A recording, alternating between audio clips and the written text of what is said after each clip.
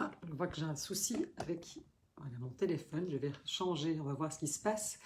Bonjour, je pense que là je suis en direct. J'ai eu quelques petits soucis de connexion aujourd'hui. Je vais voir si vous me voyez convenablement. Ah mais non, voilà, je vois que mon téléphone... Ah voilà, ici, ok. Alors c'est très bizarre, je ne sais pas pourquoi ça s'est mis comme ça. Écoutez, voilà, bienvenue. Bonjour donc pour ce live. J'ai quand même essayé de retourner mon téléphone. On va voir si je peux pas... On dit que je peux pas le faire pendant l'enregistrement. Ah non, il n'y a rien qui va. Écoutez, vous savez quoi? Je recommence mon direct dans 2 minutes, je termine et je recommence. Attendez, hop, je vais le remettre ici. Non, ça ne va pas du tout. Voilà, je reviens. Bon, écoutez, excusez-moi, je ne sais pas ce qui se passe aujourd'hui, mais bon voilà, c'était un démarrage un petit peu difficile, il y a des jours comme ça. Donc bonjour, bonjour à tous et à toutes donc pour ce live comme tous les mardis. Alors aujourd'hui, c'est vrai que j'avais envie d'aborder un sujet voilà, qui me tient particulièrement à cœur, parce que je pense que je fais partie de ces personnes un petit peu perfectionnistes, et je voulais vraiment vous parler du perfectionnisme et peut-être vous partager un regard différent sur le perfectionnisme. Et en fait, il y a une thérapeute que j'aime beaucoup, et je trouve ça très intéressant, qui disait, mais en fait, le perfectionnisme, c'est quoi? Eh bien, en fait, c'est une stratégie que va mettre en place justement des personnes qui ont dû en fait travailler pour être aimées. Moi, ça m'a un peu interpellée quand j'ai vu ça, puis je me suis dit, tiens, intéressant. Et donc, je m'explique, je développe un petit peu.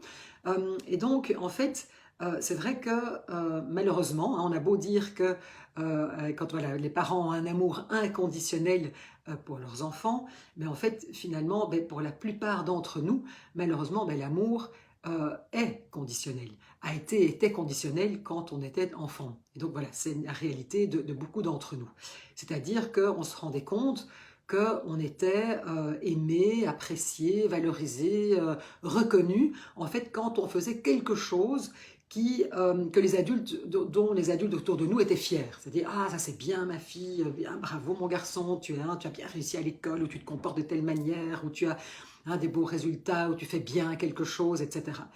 Et puis, par opposition, j'ai envie de dire, à partir du moment où on faisait quelque chose d'inacceptable, qui n'était pas OK, etc., qui n'était pas approuvé, eh ben, tout à coup, on avait le sentiment que l'amour qu'on nous portait nous était retiré, en fait. Et tout à coup, on pouvait être puni, on pouvait être critiqué, dévalorisé, on pouvait même parfois être ignoré, hein, un peu ce qu'on appelle le silent treatment, c'est-à-dire que tout à coup, ben, on a l'impression de ne plus exister.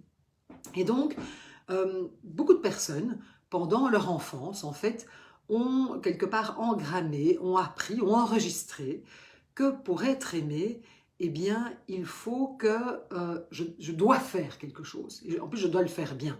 Et je dois en faire assez, justement, pour pouvoir être approuvé.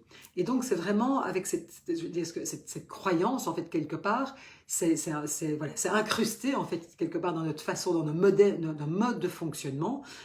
Et donc, ça veut dire que ça nous mettait justement dans un mode de fonctionnement où on doit accomplir, on doit performer, on doit être le ou la meilleure, on doit faire tout parfait.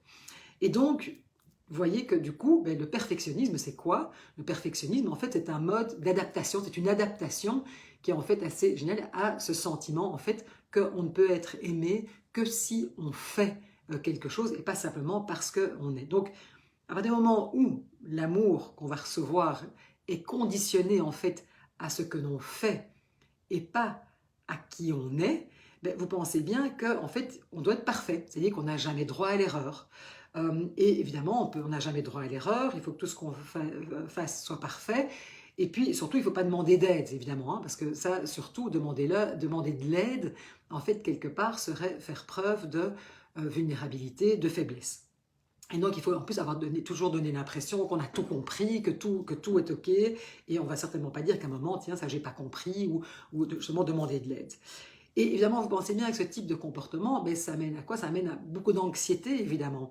Beaucoup d'angoisse, d'anxiété. Et puis, même parfois pour certaines personnes, j'ai envie de dire, des états dépressifs ou de la dépression. Parce que, évidemment, vous pensez bien qu'en tant qu'être humain, mais ce qui fait partie de notre humanité commune, mais c'est justement que, évidemment qu'on fait des erreurs. C'est propre à l'être humain. On fait tous des erreurs. Et c'est vrai qu'on est tous censés parfois échouer. Et on voit d'ailleurs des personnes comme ça qui se sont mis une pression tellement forte et qui ont toujours tout réussi, tout bien fait. C'était les meilleurs à l'école, les meilleurs à la gym, à la danse, enfin, dans tout ce qu'elles entreprenaient. Et puis le jour où il y a un échec qui arrive, parce que c'est inévitable, j'ai dit, c'est notre condition d'être humain. Un jour, évidemment, qu'on va faire une erreur, qu'on va connaître un échec, quelque chose qui ne va pas fonctionner comme on le voulait, une déception, etc. Ouf, c'est la catastrophe. Et donc vraiment, c'est cette peur d'échouer, alors qu'en tant qu'être humain, on est tous censés à un moment à un autre commettre une erreur, échouer, ne pas être complètement à la hauteur, etc. Et d'ailleurs, si je reprends la citation d'Albert Einstein, qu'est-ce qu'il nous dit? Quiconque n'a jamais fait d'erreur n'a jamais essayé quelque chose de nouveau.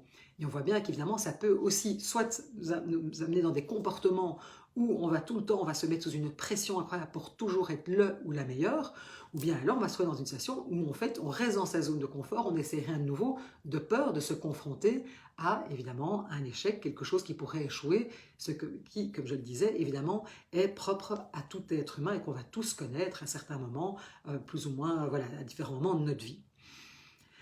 Donc, on grandit avec ce sentiment qu'on ne peut pas échouer. Et en fait, donc c'est comment, évidemment, la question c'est comment désapprendre, en fait, à être perfectionniste, parce qu'on voit bien que le perfectionnisme ne nous sert pas, évidemment, à certains moments. Et donc, comment on peut le désapprendre? C'est justement en osant être vulnérable. J'en ai déjà parlé dans d'autres lives, mais c'est vrai qu'évidemment, c'est oser la vulnérabilité, que c'est OK, que c'est normal qu'à certains moments, on puisse ne pas être complètement à la hauteur, qu'on puisse échouer, qu'on puisse connaître un échec, que voilà, donc ça, c'est tout à fait vrai. Donc, c'est pour ça de se dire, ben oui, est-ce que je peux me montrer vulnérable? Et aussi, est-ce que je peux demander de l'aide? Parce que souvent, les personnes qui sont perfectionnistes, elles disent non, je dois tout arriver à faire tout seul ou toute seule, et surtout, je ne vais pas demander d'aide. Et là, on se sent évidemment terriblement seul, et on se sent complètement déconnecté des autres à ce moment-là, et on a l'impression qu'on est la seule idiote ou le seul qui n'est pas capable de, etc. Et on rentre vraiment dans quelque chose qui est extrêmement difficile. Donc, c'est aussi donc oser la vulnérabilité et aussi apprendre à être gentil avec soi lorsque justement nous commettons une erreur. Et plutôt que de se dire vraiment tu n'es qu'un idiot, tu n'es qu'une idiote, il n'y a que toi pour faire ça ou pas faire ceci, plutôt se dire mais est-ce que je peux accueillir ça avec de la gentillesse, un peu comme notre meilleur ami le ferait avec nous. Et c'est là évidemment que rentre j'ai envie de dire tout l'apprentissage de l'autocompassion dont j'ai déjà souvent parlé. Je vous remettrai d'ailleurs un lien en dessous de cette vidéo vers l'autocompassion, vers la pratique de l'autocompassion, parce que pour moi, c'est vraiment une pratique fantastique pour justement pouvoir se réconforter dans les moments difficiles. Et alors c'est vrai que moi j'entends souvent des personnes qui disent « Oh mais non, mais si on est compatissant avec soi, si on est bienveillant avec soi, ça va amener à devenir, à ne pas se pousser, à devenir très paresseux, à devenir complaisant. » Mais je dis « Mais non, pas du tout. » La pratique de l'autocompassion, de la bienveillance avec soi-même, c'est juste de comprendre, de reconnaître, mais en fait que nous sommes tous imparfaits, que nous sommes parfaitement imparfaits et que c'est normal, que ça fait partie, j'ai envie de dire de nouveau comme je le disais, de notre condition d'être humain. Et donc, c'est clair que du coup, si on peut se montrer dans sa vulnérabilité, qu'on peut être bienveillant avec soi-même quand on commet une erreur, mais on se rend compte que les personnes qui sont capables de pratiquer ça, eh bien, elles vont beaucoup moins craindre l'échec, évidemment, parce qu'elles n'auront pas peur de l'échec en disant, mais voilà, ça fait partie de notre condition humaine, c'est OK, hein, là où le perfectionnisme pourrait nous paralyser parfois dans nos actions. Et puis surtout, ça veut dire qu'elles vont pouvoir tirer les erreurs, tirer les leçons, pardon, j'ai envie de dire, de leurs erreurs. Et donc, on va continuer à apprendre, à se dire, voilà, c'est pas grave, j'y vais, j'essaye. Et c'est comme ça qu'on peut justement progresser. Et donc, ça va amener plutôt, ça va restaurer la confiance en soi, et donc ça va être vraiment tout bénef. Donc, voilà, vous voyez comme la digression de ce que le perfectionnisme, en fait, comme je disais, c'est un mode d'adaptation. Hein, lorsque l'on a emmagasiné que quelque part, on pouvait être reconnu que par ce que nous faisions et pas simplement par qui nous sommes. Et peut-être, dernière petite réflexion avant de vous quitter aujourd'hui, c'est dire, mais au fond, c'est qui m'a appris que je devais être parfait? Hein, c'est qui, cette petite voix-là qui me dit, tu dois être parfait, sois parfaite. C'est qui? Et en fait, cette personne-là, justement, cette ou ces personnes qui m'ont dit ça, est-ce qu'elles-mêmes, elles étaient parfaites? Voilà, je vous laisse avec cette petite réflexion. N'hésitez pas à me faire part peut-être de vos commentaires. Qu'est-ce que ça, comment ça résonne en vous? Est-ce que c'est quelque chose justement, est-ce que vous êtes sujette ou sujet au perfectionnisme?